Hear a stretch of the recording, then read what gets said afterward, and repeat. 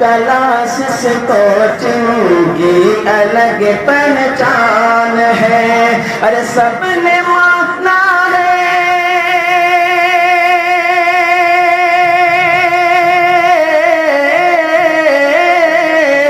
سب نے مانا ہے کہ یہ دربھنگا کی شان ہے، سب نے مانا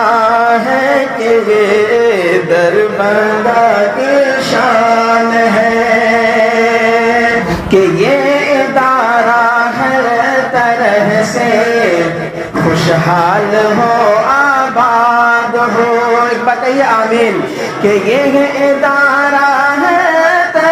سے خوشحال ہو آباد ہو، ارے ہے یہی سب کی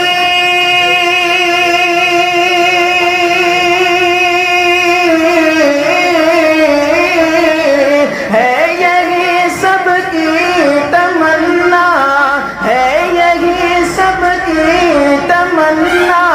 ارے ساجد کے بھی ارمان ہے، نیک کامرس کلاسس کوچنگ کی الگ پہچان ہے، سب نے مانا ہے کہ یہ دربھنگا کی شان ہے۔ تو لہٰذا میں اب اس کے بعد دوسرے مقرر کی طرف رخ کرتا ہوں، تو میری نظر جناب مفتی امان اللہ صاحب ناظم معہد عبدالرحمن شکرپور بھروارہ کے اوپر جا کے رک جاتی ہے،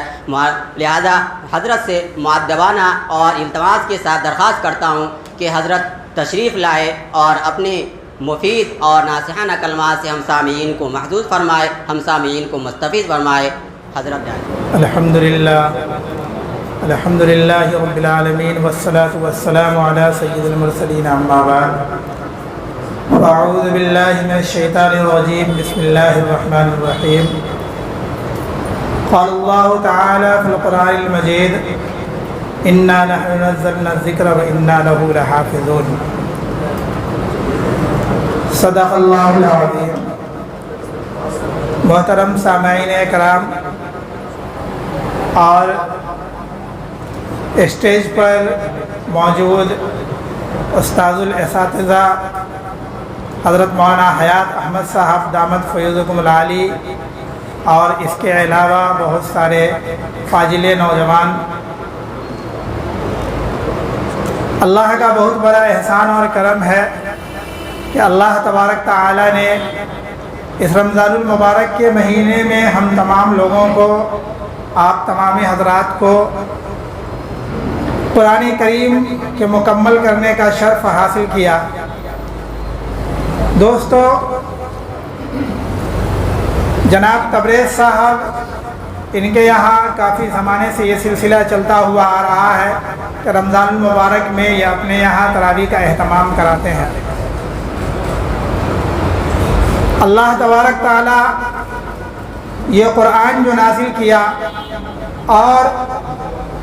قرآن کریم کو رمضان کے اندر ہی اتارا، اللہ تبارک تعالیٰ نے فرمایا شہر رمضان الذی انزل فیہ القرآن،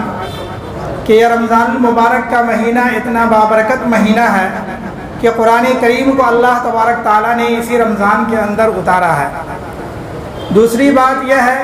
کہ اللہ تبارک تعالیٰ اس کی حفاظت کا ذمہ خود لیا ہے، چاہے دنیا کی جو بھی کتابیں آئی تمام کتابوں کے اندر تحریف ہوئی، تمام کتابوں کے اندر رد و بدل کیا گیا، لیکن اللہ تبارک تعالیٰ نے قرآن کریم کی حفاظت کا ذمہ لیا، اور الحمدللہ آج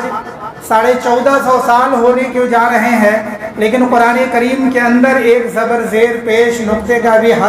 کہیں بھی کوئی تبدیلی نہیں آئی ہے، اور جوں کا تو یہ قرآن کریم ہم لوگوں تک پہنچا، یہ ہم اللہ تبارک تعالیٰ کا جتنا بھی ہم لوگ شکر گزار ہوں یہ ہمارے لیے کم ہے۔ دوستو، آپ صلی اللہ علیہ وسلم کے زمانے میں ایک شاعر ہوا کرتا تھا جس کا نام تھا لبید ابن مغیرہ ابن شعبہ۔ وہ بہت ہی فصیح اور بلیغ شاعر تھے۔ جب ان کو یہ لگا کہ اب ہم سے بات کرنے والا کوئی آدمی ہمارے سماج میں، ہمارے ماحول میں نہیں ہے، सब लोगों की गुफ्तगू चलती फिरती हुई तो वो जंगल का रास्ता इख्तियार कर लिया और जंगल में जाकर के ज़िंदगी गुजारने लगे। जब और लोगों को ये शौक़ हुआ कि अपने कलाम की, जो लोग शेर व शायरी करते थे उनको अपना जो उस्ताद मान करके और उनके पास तस्हीह के लिए जाया करते थे, तो जब ये कुरान करीम की एक आयत ये आई, इन्ना आतैनाकल कौसर फसल्लि लिरब्बिका वन्हर इन्ना शानियका हुवल अब्तर, और तो आप सल्लल्लाहु अलैहि वसल्लम से ये आयत को सुना, ये पूरी जो है सूरत को सुन करके एक आदमी अपनी लिख करके और उस शायर के पास ले करके तस्हीह करने के लिए उस जंगल के अंदर जब जाता है और अपनी तख्ती रख करके और जब लाने का वक्त आता है तो उसके बाद देखता है कि उस तख्ती के अंदर लिखा हुआ है इन्ना आतैनाकल कौसर फसल्लि लिरब्बिका वन्हर इन्ना शानियका हुवल अब्तर, और लास्ट में वो शायर लिखता है कि लैसा हाज़ा कलामुल बशर, कि ये जो कलाम है ये अल्लाह का कलाम है, किसी इंसान का कलाम हो ही नहीं सकता है। दोस्तों यही है हमारे कुरान का मोजज़ा है और इसी कुरान का ये जो है उसकी अहमियत है। इसलिए जितना ज़्यादा से ज़्यादा हो सके हम लोग आम दिन के अंदर भी रमज़ानुल मुबारक के अलावा भी कुरान का एहतमाम करें, अपने बच्चों को कुरान से जोड़ने की कोशिश करें और ख़ुद भी कुरान की तिलावत करें। सुबह में हो, शाम में हो, जिस वक्त भी मौका मिले कम से कम रोज़ाना जितना मौका मिले कुछ न कुछ कुरान की तिलावत करनी चाहिए। दूसरी बात यह है कि एक मुख्तसर सा एक प्रोग्राम है, एक किताब है मसाइल मुस्तकीमा, हज़रत मौलाना मुफ्ती मुनाज़िर हुसैन साहब दामत फ़यूज़कुमुल आली ने एक किताब लिखी है मसाइल मुस्तकीमा के नाम से, जिसके अंदर छोटे छोटे मसाइल जो इधर उधर लोगों को परेशानी होती है रोज़मर्रा की ज़िंदगी में देखने का मौका मिलता है और ये ज़रूरत महसूस होती है कि हम किसी आलिम से जाकर के पूछें, किसी से फ़ोन पे तलाश करें, गूगल पे हम लोग तलाश करते हैं तो नतीजा ये होता है कि कोई ज़रूरी नहीं है कि गूगल पे जितनी चीज़ें मौजूद हो वो सारी की सारी चीज़ें सही ही हो। लिहाजा हमको ये लगता है कि हज़रत मौलाना हकीमुल उम्मत अशरफ अली थानवी अलैहिर्रहमा की एक किताब है दीन की बातें, वो भी इस तर्ज पर लिखी गई थी, लेकिन इस बीच के अंदर में ऐसी कोई किताबें नहीं लिखी गई मसले मसाइल के अंदर जो एकदम बिल्कुल सहल उर्दू के अंदर हर आम फहम लोग पढ़ सके। मौलाना ने उस चीज़ को, उस खला को जो बाकी था उसको मौलाना ने अंजाम दिया है। जब इंशाअल्लाह आपके हाथ में वो किताब आएगी, आप उसका मुताला करेंगे तो ये पता चलेगा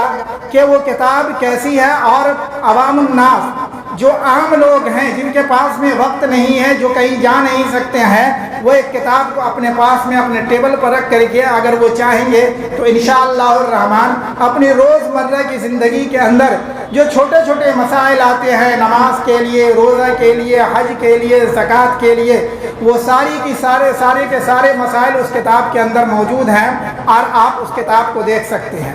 उस किताब की निस्बत हज़रत मौलाना ने अपने नाना रहमतुल्लाह अलैह हज़रत मौलाना मुहिद्दीन साहब रहमतुल्लाह अलैह की तरफ मंसूब किया है। अल्लाह तबारक ताला इन तमाम बुज़ुर्गान दीन की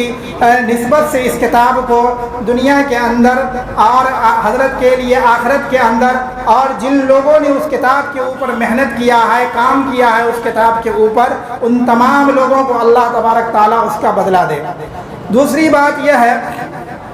कि हम लोग अपने बच्चों से